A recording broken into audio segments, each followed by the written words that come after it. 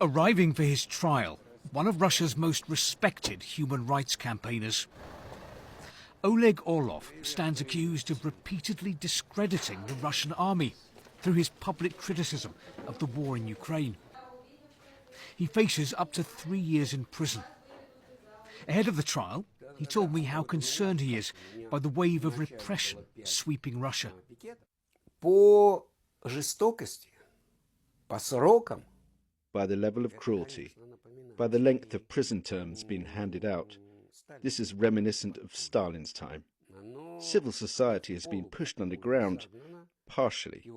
What I fear is that it may now be completely destroyed.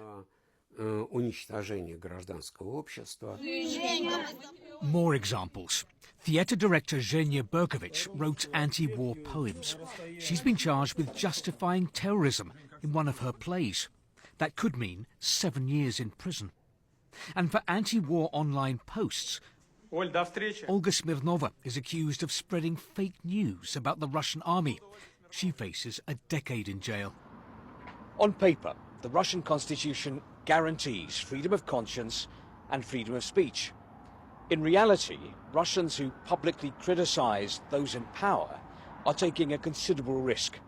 The authorities here have built up quite a hefty toolbox of repressive laws, which are used to punish those who criticize the government and the war in Ukraine.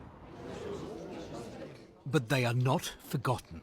Once a month, Muscovites come here to write letters and postcards to political prisoners. The event is organized by one of Russia's last remaining liberal parties. In a country where collective protest is restricted, there's still pen and paper to show solidarity and support. Just a few words, but they can mean so much to those behind bars. You might start thinking that you are alone, you might fall into depression, and when they read our cards, our letters, I hope that makes them feel better. The music matches the mood, the anxiety as repression grows.